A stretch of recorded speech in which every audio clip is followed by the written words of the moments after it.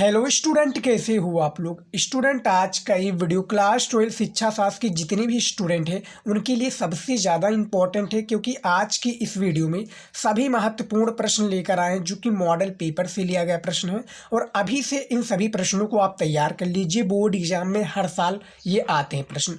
तो आज की इस वीडियो को जितने भी स्टूडेंट देख रहे हैं और इस बार पेपर देने वाले हैं तो लास्ट तक देखिएगा और वीडियो को लाइक कीजिएगा, शेयर जरूर कीजिएगा। चलिए शुरू करते हैं आज का ये इंपॉर्टेंट वीडियो। कि पहले हम स्टार्ट करेंगे बहुविकल्पीय प्रश्न से कि बहुविकल्पीय प्रश्न क्या होता है। बहुविकल्पीय प्रश्न आपका बेसिकली 10 नंबर का पूछा जाता है, एक एक नंबर का प्रत्येक प्रश्न होता है, तो इंपॉर्टेंट होता है। तो स्क्रीन पर रहा ये पहला प्रश्न क्या है, बाढ़ का कारण है। क्या है, बाढ़ का कारण क्या है। अत्यधिक वर्षा है, खा बांध का टूटना, या भूस्खलन, या घा, या ये सभी। चार विकल्प है और इनमें से ये सभी हो जाएगा। अब देखिए बाढ़ के कारण में क्या होता है। देखिए अत्यधिक वर्षा भी बाढ़ का कारण बन सकती है। बांध का टूटना, यदि कोई डैम है बांध का टूट जाना वो भी बाढ़ का कारण हो सकता है। भूस्खलन भी यानी धरती फट जाना वो भी बाढ़ का कारण हो सकता है। तो इनमें से ये सभी हो जाएगा। दूसरा है, भारत में राष्ट्रीय साक्षरता मिशन की स्थापना हुई। आप अभी कॉपी पेन लेकर नहीं बैठे हुए हैं तो बैठ जाइए, सारे प्रश्नों को आप नोट करते जाइएगा। जो दूसरा प्रश्न जो है कि भारत में राष्ट्रीय साक्षरता मिशन की स्थापना हुई, किस सन में हुई। सन 1948 में, सन 1953 में, सन 1966 में, सन 1986 से 88 में।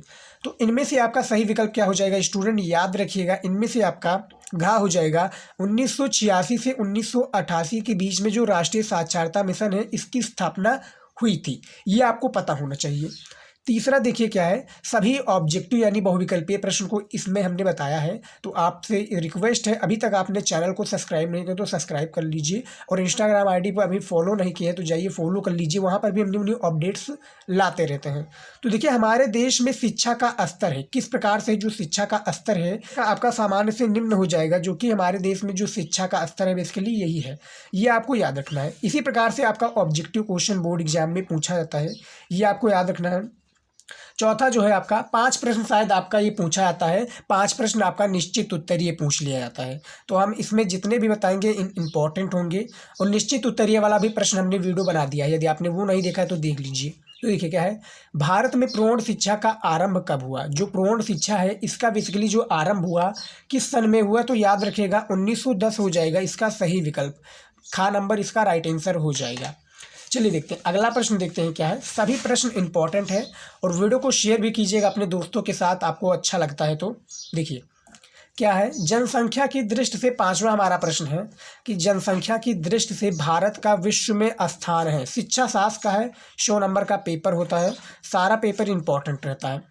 तो जो जनसंख्या की दृष्टि से बात हो रही तो याद रखिएगा पहले नंबर पर आपका चीन हो जाएगा, दूसरे पर द्वितीय क्या हो जाएगा, द्वितीय पर हमारा भारत हो जाएगा, तृतीय पे इंडोनेशिया, और चौथे पर शायद तृतीय पर आपका शायद वो हो जाएगा संयुक्त राज्य अमेरिका, और चौथे पर आपका इंडोनेशिया हो जाएगा। तो द्वितीय जो है विशाल जनसंख्या 140 करोड़ जनसंख्या प्रेजेंट टाइम में है इंडिया की बात की जाए। 6 नंबर प्रश्न देखिए क्या है, प्यास किस प्रकार का प्रेरक है। यदि आप सब प्रश्न आप अपने थोड़ा दिमाग भी लगाएंगे तो ये सब जो ऑब्जेक्टिव क्वेश्चन है बहुत ही आसानी से हल। इनमें से आपका जन्मजात हो जाएगा, यानी प्यास, भूख लगना, प्यास लगना, ये जन्मजात प्रेरक माना जाएगा। तो इनमें से खा आपका सही विकल्प हो जाएगा। उसके बाद में देखिए 7वां प्रश्न क्या है, रुचि एक है अर्जित शक्ति, प्रेरक शक्ति, या नैसर्गिक शक्ति, या बौद्धिक शक्ति। तो जो रुचि है बेसिकली ये आपको याद रखना है, इनमें से आपका प्रेरक शक्ति हो जाएगा। रुचि हम प्रेरक शक्ति को ही कहते हैं। 8वां प्रश्न देखिए, बालक को चाटा मारना, बहुत इंपॉर्टेंट क्वेश्चन है कि जो बालक को चाटा मारना निम्नलिखित में से किस प्रकार का दंड है। ये शिक्षा शास्त्र के जितने भी स्टूडेंट हैं एजुकेशन के उनके लिए सबसे ज़्यादा इंपॉर्टेंट ये सभी प्रश्न हैं, और काफ़ी डिमांडेबल वीडियो है। काफ़ी स्टूडेंट ने कमेंट किया था कि सर आप हमें शिक्षा शास्त्र पर वीडियो बनाइए ताकि जो बोर्ड एग्जाम में इंपॉर्टेंट हो और हर साल आने वाला भी हो। तो आज की इस वीडियो आप ही लोगों के लिए। तो जो बालक को चाटा मारना ये शारीरिक दंड कहलाएगा, ना कि आर्थिक दंड, ना कि सामाजिक दंड या मनोवैज्ञानिक। इनमें से शरीर पर, यानी जब कोई चाटा मारता है तो हमारी शरीर पर लगता है, तो यही हमारा शारीरिक दंड कहलाएगा जो बालक को चाटा मारना होता है। ये आपका 8वां प्रश्न का सही उत्तर होगा। उसके बाद हमने देखिए 9वां नंबर प्रश्न क्या है, ए माइंड दैट, क्या है, a mind that found itself पुस्तक का संबंध है, किस क्षेत्र से संबंध है, गणित से है, खा मानसिक स्वास्थ्य विज्ञान से, गा दर्शन शास्त्र से, या घा इनमें से कोई नहीं, या विज्ञान है तो इनमें से देखिए जो खा नंबर है आपका मानसिक स्वास्थ्य विज्ञान हो जाएगा, जो कि a mind that found itself पुस्तक का संबंध मानसिक स्वास्थ्य विज्ञान से है, ये आपको याद रखना है। तो देखिए 10 नंबर प्रश्न क्या है कि सामान्य बुद्धि के बालक क्या है, जो सामान्य बुद्धि के बालक की बुद्धि लब्धि होती है कितनी होती है ये बताना है।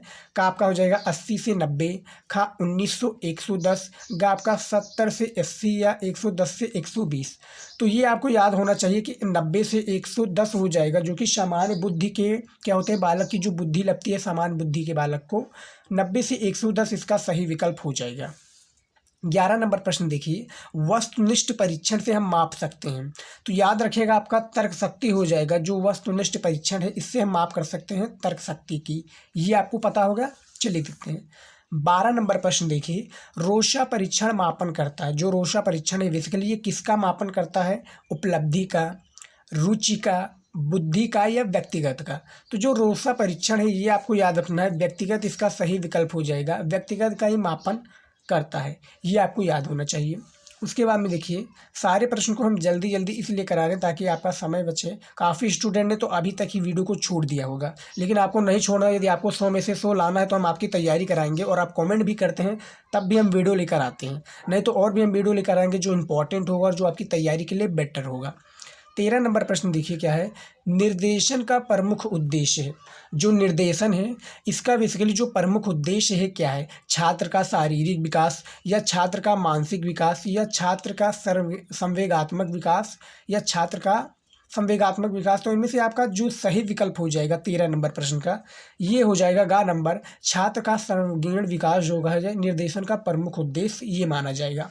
उसके बाद में देखिए 14 नंबर प्रश्न क्या है, वैदिक काल की प्रमुख विदेशी महिला थी, क्या है, विदुषी महिला थी, ये आपको याद रखना है। पहला जो चैप्टर है वैदिक कालीन भारतीय शिक्षा, उसी से ये आपका प्रश्न संबंधित है वैदिक काल। लेकिन जो ये अब जब चैप्टर आ जाएगा ये स्त्री शिक्षा से रिलेटेड आ जाएगा, चैप्टर 5 या 6 नंबर पर है ये। तो इनमें से जो वैदिक काल की प्रमुख विदुषी महिला थी गार्गी थी, ये आपको याद रखना है, गा नंबर आपका सही विकल्प हो जाएगा। 15 नंबर प्रश्न देखिए, बहुविकल्पीय प्रश्न इंपॉर्टेंट होता है, 5 नंबर का ये पूछा जाता है, और 5 नंबर का आपका क्या होता है, निश्चित उत्तरीय प्रश्न पूछा जाता है। तो 15 नंबर प्रश्न क्या है कि विस्मिल्लाह संस्कार का संबंध है। जो बिस्मिल्लाह संस्कार का है और 4 वर्ष 4 माह 4 दिन का जो संबंध है, तो ये आपका मुस्लिम काल से हो जाएगा। जो मुस्लिम कालीन भारतीय शिक्षा जो आपका तीसरा चैप्टर है आई थिंक मुस्लिम काल में भारतीय शिक्षा, ये आपका सबसे ज़्यादा इंपॉर्टेंट चैप्टर है। तो बिस्मिल्लाह संस्कार का जो संबंध है ये मुस्लिम काल की शिक्षा से संबंध है। हमारा अति लघु उत्तरीय प्रश्न आ गया है, ये भी सबसे ज़्यादा इंपॉर्टेंट होता है, 4 नंबर का आई थिंक बोर्ड एग्जाम में ये पूछा जाता है, तो इसको भी आप तैयार कर लीजिएगा। हम प्रश्न सहित उत्तर बताए हैं, तो वीडियो को आप लास्ट तक जरूर देखिएगा। देखिए पहला प्रश्न क्या है, भारत में नारी शिक्षा के विकास पर टिप्पणी लिखिए। यहाँ पर आपका ये प्रश्न पूछा जाएगा कि जो भारत में नारी शिक्षा इसके जो विकास के लिए टिप्पणी आपको देना है, तो इसमें आपका प्रश्न सबसे ज़्यादा इंपॉर्टेंट है। तो इसका उत्तर चलिए देख लेते हैं क्या है। देखिए विभिन्न कालों में भारत में नारी शिक्षा की स्थिति विभिन्न क्या है, भिन्न भिन्न रही है। जब तक ब्रिटिश शासन काल का प्रश्न यह है, इस काल में भारत क्या है, इस काल में भारत में स्त्री शिक्षा का प्रसार के अनेक प्रयास हुए हैं तथा स्त्री शिक्षा के प्रति समुचित ध्यान दिया जाने लगा। यही कारण है कि आज भारत में स्त्री शिक्षा की स्थिति में बहुत अधिक सुधार हुआ है। जो भारत में नारी की जो शिक्षा का टिप्पणी है आपको इसी प्रकार से देना। इसका जो शब्द सीमा होता है आई थिंक 25 शब्दों से इसका स्टार्ट होता है, लघु उत्तरीय का 50 शब्दों से या 75 शब्दों से, और जो दीर्घ उत्तरीय प्रश्न होता है यानी जो 10 नंबर का वो आपका 250 शब्दों में पूछा जाएगा। तो उसको भी हम आगे वीडियो में डिस्कस करेंगे। तो देखिए जो दूसरा आपका प्रश्न है, पहला प्रश्न तो हमने बता दिया, इसी प्रकार से आंसर आपको देना है। जो भारत में नारी शिक्षा है इसकी जो स्थिति पहले खराब थी, लेकिन जो अब हुई है काफ़ी अधिक सुधार आया है भारत की नारी शिक्षा में, ये आपको याद रखना है।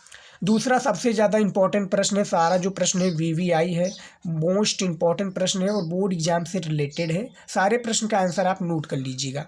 तो दूसरा प्रश्न क्या है, 10+2+3 का शिक्षात्मक संरचना को स्पष्टता समझाइए, ये आपको समझाना है। तो देखिए क्या इसका आंसर क्या है, यहाँ पर आपका इसी प्रकार से भी पूछ लिया जाएगा कि 10+2+3 का शिक्षात्मक संरचना क्या है, या स्पष्टता समझाइए, या इसका क्या आशय है। सारा प्रश्न एक होगा लेकिन इसका जो आंसर होगा सटीक एक ही बैठेगा। तो देखिए क्या है, 10+2+3 संरचना को राष्ट्र क्या है, राष्ट्र के सभी भागों में स्वीकार किया जा चुका है। प्रथम 10 वर्षीय शिक्षा को माध्यमिक शिक्षा में विभाजित किया गया है, जिसके अंतर्गत 5 वर्ष की प्राथमिक क्या है, जिसके अंतर्गत जो 5 वर्ष की प्राथमिक शिक्षा तथा 3 वर्ष की उच्चतम प्राथमिक शिक्षा आती है, तथा इस शिक्षा प्रणाली में 2 वर्ष की हाई स्कूल शिक्षा होगी। अतः 10 वर्षीय शिक्षा की ऐसी आधारभूत पाठ्यचर्या तैयार होनी चाहिए जो कि 10+2+3 का शिक्षात्मक संरचना है। तो ये देखिए, ज़्यादा शब्दों में नहीं देना है, जितना पूछा गया है उतना ही आंसर दे, फालतू आप मत दीजिएगा, क्योंकि फालतू क्वेश्चन का आंसर देंगे तो टाइम वेस्ट होगा। टाइम आपको वेस्ट नहीं करना है, क्योंकि time is very important for board exam. Time वैसे भी इंपॉर्टेंट और बोर्ड एग्जाम में तो आपका और भी इंपॉर्टेंट हो जाएगा। तो टाइम से आपका टाइम काफ़ी खपत होगा, तो समझ लीजिए आपका बोर्ड एग्जाम में नंबर भी खपत होगा। तो ये आपको याद रखना है, टाइम आपको नहीं वेस्ट करना है बोर्ड एग्जाम में। जितना पूछा गया उतना का ही आंसर दे, क्योंकि एग्जामिनर आप 250 शब्दों में लिखेंगे तब भी आपको एग्जामिनर 10 नंबर देगा, और या आप 400 शब्दों में लिखेंगे तब भी आपको एग्जामिनर 10 नंबर देगा।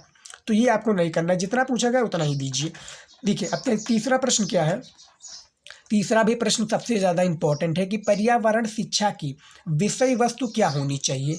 जो विषय वस्तु है पर्यावरण शिक्षा की क्या होनी चाहिए, कुछ इंपॉर्टेंट पॉइंट के थ्रू हमने बताया है।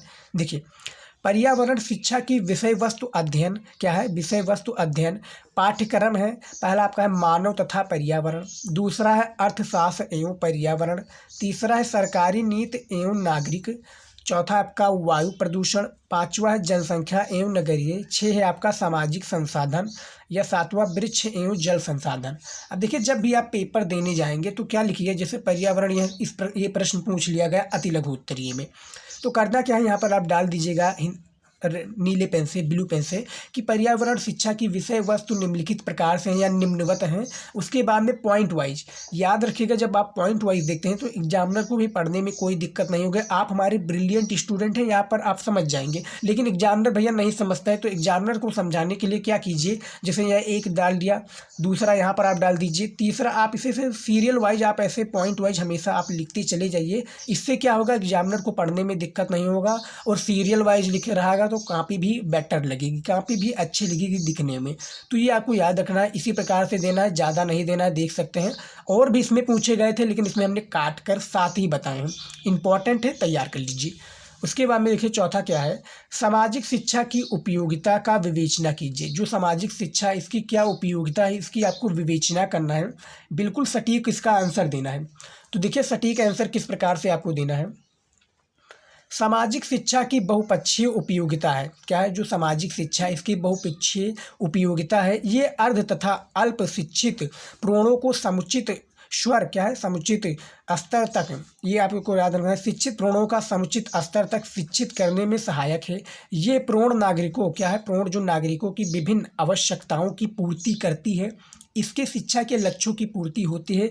ये सामाजिक एवं आर्थिक प्रगति में भी योगदान देती है। जो सामाजिक शिक्षा की जो उपयोगिता है, ये सामाजिक शिक्षा बहुपक्षीय उपयोगिता से होती है। ये अर्ध तथा अल्प शिक्षित प्रोणों को समुचित स्तर तक शिक्षित करने में सहायक होती है। तो जो सामाजिक शिक्षा एजुकेशन में कुछ इस प्रकार से है। तो पांचवा देखिए क्या है, सकारात्मक प्रेरणा क्या है, जो सकारात्मक प्रेरणा तथा नकारात्मक प्रेरणा से आशय क्या है, ये आपको बताना है। तो देखिए, इसमें क्या है, हम यहाँ पर आपको क्या करना है, जो सकारात्मक प्रेरणा तथा नकारात्मक प्रेरणा में आपको थोड़ा लिख देना है कि सकारात्मक प्रेरणा तथा नकारात्मक प्रेरणा निम्नवत प्रकार से हैं, कुछ 2 प्रकार से हैं।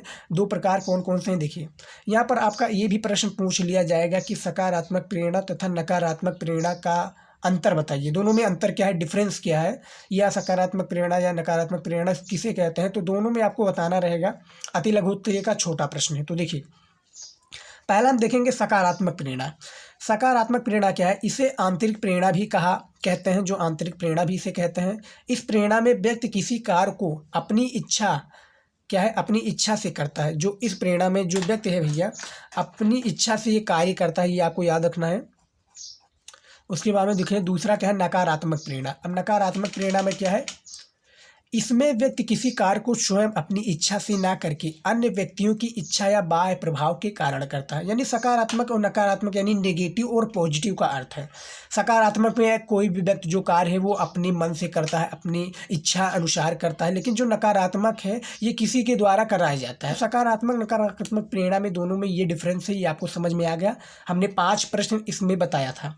5 प्रश्न जो है हमारा अति लघु उत्तरीय का प्रश्न सहित उत्तर बताया था। अब हमारा आ जाता है लघु उत्तरीय प्रश्न, जो कि आपके बोर्ड एग्जाम में 6 नंबर का पूछा जाता है। शायद 6 नंबर का पूछा जाता है। शब्द सीमा 75 शब्दों में आपको एक आंसर देना होता है। बहुत ही ज़्यादा इंपॉर्टेंट है एजुकेशन में। तो देखिए पहला क्या है इसमें, मानसिक स्वास्थ्य और मानसिक स्वास्थ्य विज्ञान में अंतर स्पष्ट कीजिए। जो मानसिक स्वास्थ्य है और जो मानसिक स्वास्थ्य विज्ञान में, इसको अंतर स्पष्ट करना है। लघु उत्तरीय का प्रश्न है, 6 नंबर का है एक प्रश्न। एनसीईआरटी 2020 और 22 में पूछा गया था प्रश्न, तो इसको आप तैयार कर लीजिए। बुक में ही सारे प्रश्न का आंसर आपको मिल जाएगा। दूसरा क्या है, पर्यावरण शिक्षा के महत्व का उल्लेख कीजिए। जो पर्यावरण शिक्षा है इसका जो महत्व है कि पर्यावरण शिक्षा से क्या अभिप्राय है, पर्यावरण शिक्षा किसे कहते हैं, तो इसके जो महत्व है पर्यावरण शिक्षा के, इसको आपको उल्लेख करना है। लोगों में पर्यावरण शिक्षा किस प्रकार से फैलानी चाहिए, इसका आपको उल्लेख करना है। 2018, 19, 21 और 22 में पूछा गया था। एनसीईआरटी का है, याद रखिएगा। तीसरा देखिए क्या है, मालवीय जी के अनुसार, जो मालवीय जी के अनुसार उत्तम पुरुष के लिए क्या है, जो उत्तम, तीसरा प्रश्न है कि जो मालवीय जी के अनुसार उत्तम शिक्षा के लिए किन शिक्षण विधियों की अपनाना चाहिए, किन शिक्षण विधियों को अपनाना चाहिए, ये आपको याद रखना। जो मालवीय जी के अनुसार, ये भी पूछा जा सकता है कि मालवीय जी का शैक्षिक विचार पर टिप्पणी लिखिए। मालवीय जी के अनुसार शिक्षा का विचार किस प्रकार से है, तो ये सब प्रश्न पूछा जा सकता है। आगे आने वाले वीडियो में हम डिस्कस करेंगे। उसके बाद में अब हमारा आ जाता है दीर्घ उत्तरीय प्रश्न, जो कि 10 नंबर का होता है। बिगेस्ट क्वेश्चन यही कहलाता है 10 नंबर का, तो इसको भी आपको तैयार करके जाना है। तो देखिए दीर्घ उत्तरीय प्रश्न में क्या है, पहला प्रश्न स्क्रीन पर, बुद्धि लब्धि क्या है, बुद्धि लब्धि क्या है, इसे कैसे निकाला जाता है, शिक्षा में इसकी क्या उपयोगिता है। तो बुद्धि लब्धि का बेसिकली आपको सूत्र निकालना आना चाहिए। बुद्धि लब्धि किसे कहते हैं और शिक्षा में जो बुद्धि लब्धि का उपयोगिता क्या है, इसको बताना है। 10 नंबर का प्रश्न है, 250, 250 शब्दों में आपको इसका आंसर देना है। तो इसको आप तैयार कर लीजिएगा, बुक में ही आंसर मिल जाएगा, तैयार कर लीजिए। उसके बाद में देखिए दूसरा प्रश्न क्या है, कोहलर द्वारा अधिगम क्या है, जो कोहलर द्वारा अधिगम सिद्धांत हेतु किए गए प्रयोग का वर्णन कीजिए। जो कोहलर है भैया, कोहलर द्वारा जो अधिगम सिद्धांत हेतु किए गए जो प्रयोग है, इसका आपको वर्णन करना है और वर्णन कीजिए और अधिगम में इसके महत्व का उल्लेख कीजिए। जो अधिगम है, जैसे तत्परता का नियम, अभ्यास का नियम, प्रभाव का नियम, ये जो नियम है आपका थानडाई के द्वारा दिया गया है। ये भी आपका बोर्ड एग्जाम में पूछ लिया जाएगा कि बिल्लियों पर प्रयोग किसने किया, उसके बाद में चिंपांजी पर प्रयोग किसने किया। तो ये सब आपका ऑब्जेक्टिव क्वेश्चन में भी पूछा जा सकता है, तो तैयार कर लीजिएगा। जो आपका पहला चैप्टर है खंड खा का, उसमें सबसे ज़्यादा इंपॉर्टेंट है। तीसरा प्रश्न हमारा आ जाता है, क्योंकि 3 ही प्रश्न बोर्ड एग्जाम में पूछे जाते हैं बेसिकली, जो एजुकेशन में होता है। तो प्राचीन भारतीय शिक्षा की मुख्य विशेषताओं क्या है, जो मुख्य विशेषताओं हो इसका उल्लेख कीजिए। आपको एनसीईआरटी 2022 में पूछा गया था प्रश्न, पिछले ही साल शायद पूछा गया था। ये जो प्राचीन भारतीय शिक्षा है, इसकी जो मुख्य विशेषता है, पॉइंट वाइज आप आंसर दीजिएगा, इसका उल्लेख कीजिए। तो जो सारे प्रश्न है आपको आंसर के साथ में आपको बुक में मिल जाएगा। जो आपका एनसीईआरटी का बुक है, सारे प्रश्न उसी में मिल जाएंगे। तो आज की इस वीडियो में हमने आपको बहुविकल्पीय प्रश्न, अति लघु उत्तरीय प्रश्न उत्तर, उसके बाद में लघु उत्तरीय और महत्वपूर्ण दीर्घ उत्तरीय, जो कि 10 नंबर का है, तो सारे को हमने बता दिया है। आई होप कि आज का ये वीडियो आप लोगों को अच्छा लगा है। अच्छा लगा तो वीडियो को लाइक कीजिए, अपने दोस्तों के साथ शेयर कीजिएगा। मिलते हैं नेक्स्ट वीडियो में नए टॉपिक के साथ, कुछ नया लेकर आपके लिए। तब तक के लिए गुड बाय।